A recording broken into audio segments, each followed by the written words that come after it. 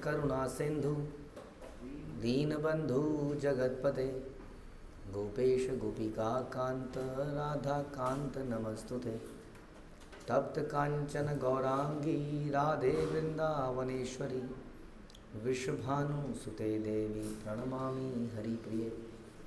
वाञ्छाकल्पतरुभ्यश्च कृपा सिन्धुभ्येव च पतितानां पावनेभ्यो वैष्णवेभ्यो नमो नमः।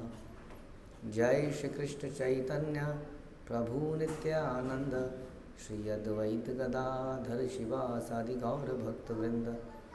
हरे कृष्णा कृष्ण कृष्ण हरे हरे, हरे राम राम राम हरे हरे।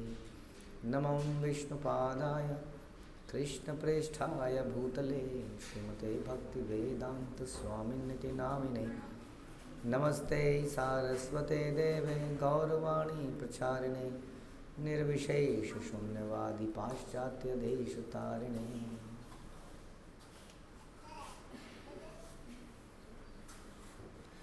हरे कृष्णा।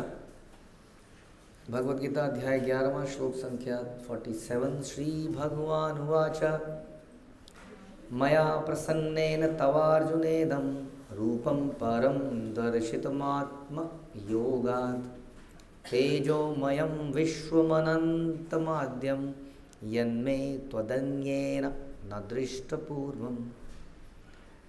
भगवान ने कहा, तो अर्जुन ने बहुत सारी चीज़ें कही पीछे, एंड ही वांट, अर्जुन को एक पर्टिकुलर चतुर्भुज रूप भी देखना चाहते थे वो भगवान का। हमने इसको सुना। तो अब भगवान आगे कह रहे हैं, हे अर्जुन, मैंने प्रसन्न होकर अपनी अंतरंगा शक्ति के बल पर तुम्हें इस संसार में अपने इस परम विश्व रूप का दर्शन कराया है। इसके पूर्व अन्य किसी ने इस असीम तथा तेजोमय आदि रूप को पहले कभी नहीं देखा था। तो भगवान के रूप क्या है? अनंत भगवान के रूप, अनंत रूपम जैसे हम बोलते हैं, गोविंदम आदि पुरुषम। तो उन अनंत रूपों में ये भी एक रूप है। ऑल्दो ऐसा कहा जाता है हमारे शास्त्रों में, हमारे आचार्य ऐसा कहते हैं कि विश्व रूप एक भगवान का इटर्नल रूप नहीं है। तो भगवान अपने, ऐसा हम पहले भी चर्चा कर चुके हैं, अपने अनंत रूपों में अनंत वैकुंठ लोकों में एक साथ रहते हैं। समझ में आया? तो जितने भी भगवान के अवतार हैं अलग अलग, उनके अलग अलग वैकुंठ भी हैं और उसमें वो भगवान रहते हैं। तो नरसिंह भगवान, इसलिए हमारे कहते हैं कि नरसिंह भगवान हिरण्यकश्यपु के लिए, कई बार हम सोचते हैं कि उसके लिए अवतार लिए, लेकिन हम ऐसा जानते हैं कि नरसिंह भगवान eternally there in the Vaikuntha.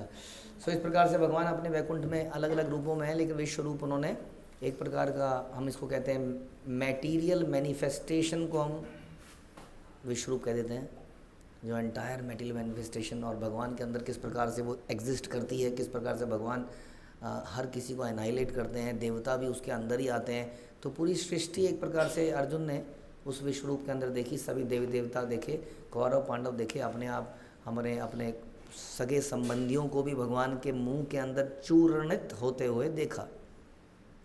तो ये जो ऐसा रूप है, ऐसा पहले कभी नहीं देखा। ऐसा कहते हैं कि दुर्योधन को ऐसे एक बार दिखाया गया था जब भगवान शांति प्रस्ताव लेके गए थे, लेकिन शिल प्रभुपाद भी कह रहे हैं कि वो रूप इसका एक पार्शल अंश था, कुछ ग्लिम्स दिखाई गई विश्व रूप की, लेकिन वो कंप्लीट विश्व रूप नहीं था जो अर्जुन ने देखा।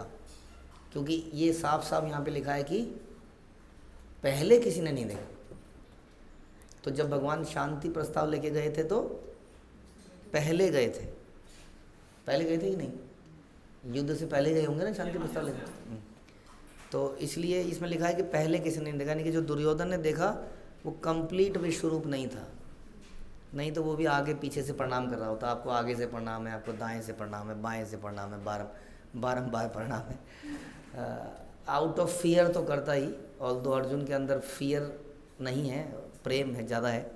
इसलिए कह रहे हैं कि भगवान ओके, डन विद दिस रूप, अब मुझे अपना वो सुप्रीम पर्सनैलिटी वाला रूप दिखाइए, है ना। हमने चर्चा करी थी कि जो भक्त है, ये आपको मालूम ये कथा कि जब भगवान के पास दुर्योधन और अर्जुन एक साथ पहुँचे थे युद्ध से पहले कि हे कृष्ण, हे केशव, आप किसकी साइड लेंगे और क्या करेंगे, है ना।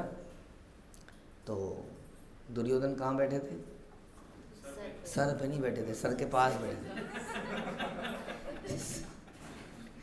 और अर्जुन कहाँ बैठे थे? चरणों के पास। बच्चे बैठ जाते हैं ना कि चरणों के ऊपर, चरणों के पास। उनका भाव दास से भाव था वो भगवान का। वो तो दुर्योधन के सर के पास बैठ गए, बेबी जब कृष्णा उठेंगे तो सबसे पहले मुझे देखेंगे, और मुझे देखेंगे तो मैं पहले मांगूंगा। और अर्जुन तो दास भाव में पैरों पे ही बैठे थे कि मैं तो दास ही हूँ, सर पे के पास कैसे बैठूंगा। लेकिन भगवान ने जब आंखें खोली तो एकदम सामने ही देखा, तो उन्होंने पहले अर्जुन को ही देखा। अब भगवान सब जानते ही हैं कि कौन बैठा है, कहाँ बैठा है, किसको देखना है और किसको नहीं देखना है। जब भगवान भागे थे, कहाँ से? रण छोड़ बने थे, कौन पड़ा था उनके पीछे? एक तो जरासंध और रुक्मी, नो, हाँ, कालियवन, हाँ, तो वो पीछे पड़ा था एक साथ। तो भगवान ने कहा क्यों देखना है इनको, भाग लो। और भगवान भाग लिए, हाँ, और गुहा में पहुंच गए। तो इस प्रकार कब किसको देखना है, कब किसको नहीं देखना है, ही नोज वेल। और किसके ऊपर देखने से क्या हो जाएगा, है ना? तो मुचुकुंद के देखने से, हाँ, काल यवन समाप्त। बताइए, आंखों ही आंखों में इशारा हो गया और वो समाप्त हो गया। तो भगवान को पता है कब किसको क्या देखने से कितना प्रभाव पड़ जाता है। तो भगवान ने एकदम से अर्जुन को देखा, अरे सखा कैसे आना हुआ, क्या चाहते हो? दुर्योधन, अरे पहले तो मैं आया हूँ, मैं यहाँ बैठा हूँ। तो अर्जुन ने कहा ओके भ्राता, आप ही पूछ लीजिए, नो प्रॉब्लम। तो दुर्योधन ने पूछ लिया फिर, जबकि देखा भगवान ने अर्जुन को था, पूछा भी उसी से था। तो उसने क्या बोला? उसने बोला भगवान मुझे क्या चाहिए? अक्षुणी सेना, नारायणी सेना, नारायणी सेना चाहिए। क्यों? उसने कृष्ण को क्यों नहीं मांगा? हाँ, क्योंकि भगवान ने बोला था कि मैं लड़ूंगा ही नहीं। मतलब जो लड़ेगा ही नहीं उसको करना क्या है कि नहीं? ऐसे भगवान का क्या फ़ायदा? लोग कहते हैं ऐसे कृष्णा का क्या फ़ायदा, जो कुछ देते नहीं है, देने से पहले नचा देते हैं आदमी को, ध्रुव की तरह, प्रहलाद की तरह। क्या फ़ायदा? एक हमारे पास आशुतोष हैं जो बिना कुछ मांगे फटाफट देते हैं, एक बजरंग बली हैं, हाँ, जय बजरंग बली, तोड़ दुश्मन की नली, फटाफट काम होता है यहाँ पर। हाँ, और एक ये है कृष्णा, इनको खुश करते रहो, यस्याम अनुग्रामी हरन्ति तद्धनम शनै। ये पहले हमारा धन छीनेंगे, हमें सड़क पे लेके आएंगे और फिर देंगे। क्या फ़ायदा ऐसे आदमी का? हाँ, तो उसी तरीके से दुर्योधन ने सोचा कि क्या फ़ायदा ऐसे कृष्ण का जो लड़ेंगे नहीं। तो उसने उनकी सेना को मांग लिया जो कभी हारी नहीं थी। तो वो भी क्या कोई कम घटिया सौदा है क्या, जो सेना कभी हारी ना हो? बताइए, बोलिए, कुछ तो बोलिए, भाव को व्यक्त कीजिए। कॉम्पिटेंसी क्वेश्चन बोलिए, व्हाट डू यू थिंक? बोलिए, भाव, अपने भावों को प्रकट कीजिए कि ऐसी नारायणी सेना जो कभी हारी नहीं। क्या प्रॉब्लम उसको मांगने में? नहीं चाहिए कृपा, युद्ध जीतना है, नहीं चाहिए कृपा, आपकी भक्ति नहीं चाहिए, हैं?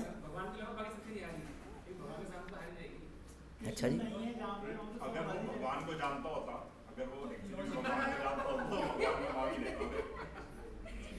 नहीं, भगवान को जान ही रहा था वो, एक तरह से जान ही रहा था। लोग भगवान को जानते ही हैं, फिर भी भगवान के पास नहीं जाते, यही तो हमने कहा, क्योंकि उन्हें लगता है बड़ा मुश्किल है भैया इनको खुश करना।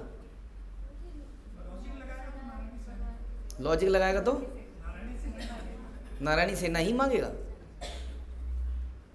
तो संसार में हर चीज़ का बल कहाँ से आता है? भगवान से ही आता है, ये हम भूल जाते हैं। हम लक्ष्मी मांगते हैं बिना नारायण के, वो भी एक समस्या ही। हम सोचते हैं लक्ष्मी आएगी तो मैं खुश हो जाऊंगा। हमने कई बार बोला, जब लक्ष्मी अकेले आती है तो कैसे आती है? उल्लू पे बैठ के आती है। लक्ष्मी का वाहन उल्लू है और हमें उल्लू बना के चली जाती है। और नारायण के साथ आएगी तो हमेशा सर्विस भाव में रहेगी। नारायण की सेवा के लिए बहुत धन सामग्री सबको देगी। यदि आप नारायण की सेवा करने लगोगे तो लक्ष्मी आज कहेगी ओके ले, तू नारायण की सेवा करना चाहता है, ले और ले, राइट। लेकिन हमें नारायण के बिना चाहिए, क्योंकि नारायण को खुश करना मुश्किल लगता है। हाँ, that is a problem for us with us. तो इस प्रकार से दुर्योधन ने लॉजिकली सोचा, लेकिन ये नहीं सोचा कि नारायण के बिना या कृष्ण के बिना उनकी शक्ति अधूरी है, क्योंकि शक्ति और शक्तिमान को कभी सेपरेट नहीं करा जा सकता है। स्पर्शिला प्रभुपाद ध्यान रखिए।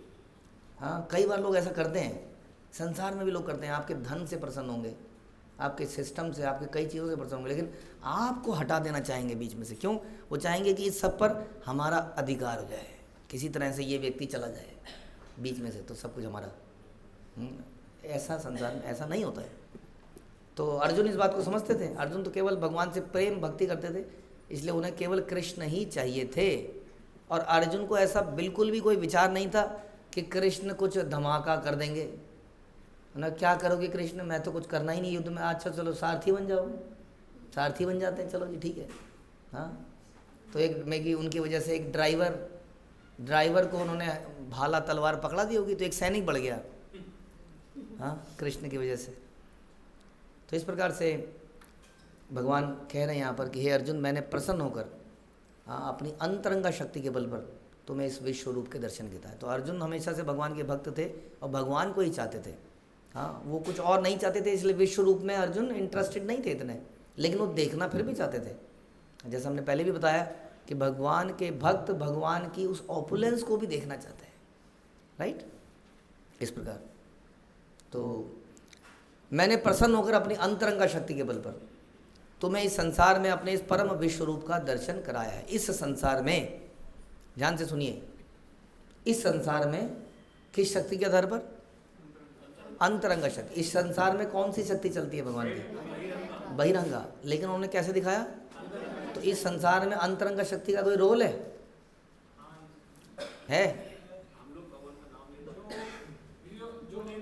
तो जो ढोंगी लोग हैं, हाँ, जो निराकारी लोग हैं, वो क्या कहते हैं? वो कहते हैं जो कृष्ण संसार में आते हैं तो बहिरंगा शक्ति के अंतर्गत आ जाते हैं, और जब मुक्त हो जाते हैं तो अंतरंगा शक्ति में चले जाते हैं। यानी कि इस संसार में जब कृष्ण आते हैं तो he is also subject to Maya, that's why they are Mayavadi. हाँ, कि कृष्ण भी माया के अंतर्गत ही हैं, इसलिए देवी सुप्रीम है इस संसार। देवी सुप्रीम नहीं हो सकती, क्योंकि देवी क्या है? देवी शक्ति है, शक्ति हमेशा, शक्ति सुप्रीम नहीं हो सकती है। शक्ति के ऊपर कोई ना कोई होना चाहिए, ध्यान रखिए हमेशा। क्योंकि लेकिन हमें जैसा भी चर्चा किया कि लोग केवल उस शक्ति को देखते हैं, हाँ, और शक्तिमान को हटा देना चाहते हैं कहीं से भी, इस संसार के अंदर भी। जैसे मैंने बताया, धनवान के धन को चाहते हैं, लैंड ओनर की लैंड को चाहते हैं, या समथिंग लाइक दैट, उस व्यक्ति को हटा देना चाहते हैं। तो इसी तरीके से वो नहीं मानते कि भगवान भी सुप्रीम है। और इस संसार में जब भगवान आते हैं तो कैसे आते हैं? मतलब कौन सी शक्ति के अंतर्गत आते हैं? अंतरंगा शक्ति में ही आते हैं।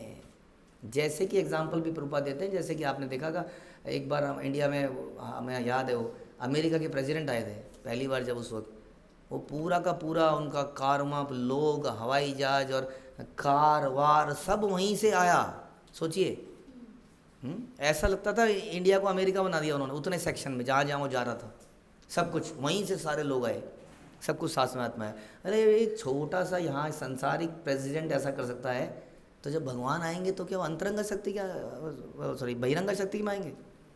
हाँ, जब भगवान आए तो गोवर्धन साक्षात यहाँ पर आ गए भगवान के धाम से, यमुना भगवान के धाम से आ गई।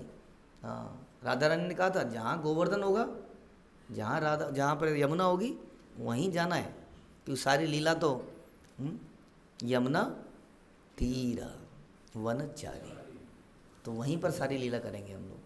तो इस प्रकार से भगवान का आध्यात्मिक जगत यहाँ पर आया था, जिसको हम यहाँ पर भौम वृंदावन भी कहते हैं कि नहीं? भौम वृंदावन मतलब इस संसार में जो वृंदावन है वो उसी का रेप्लिका, वही वृंदावन यहाँ पे उठ के आता है। तो इस प्रकार भगवान अंतरंगा शक्ति के थ्रू ही यहाँ पर आते हैं, इसलिए वो कभी भी बहिरंगा शक्ति के अंतर्गत हो ही नहीं सकते। एनी वे भगवान अंतरंगा बहिरंगा किसी भी शक्ति के अंतर्गत नहीं हो सकते, क्योंकि वो तो शक्ति को धारण करने वाले हैं। इसलिए कह रहे हैं मैंने अपनी अंतरंगा शक्ति के बल पर तुम्हें इस संसार में अपने इस विश्व रूप का दर्शन कराया। इसके पूर्व अन्य किसी ने इस असीम और तेजोमय आदि रूप को कभी नहीं देखा था। असीम आप सुन ही चुके हैं, अनलिमिटेड था, वो कहाँ शुरू हो रहा था कहाँ ख़त्म हो रहा था कुछ आइडिया नहीं था उसका, राइट।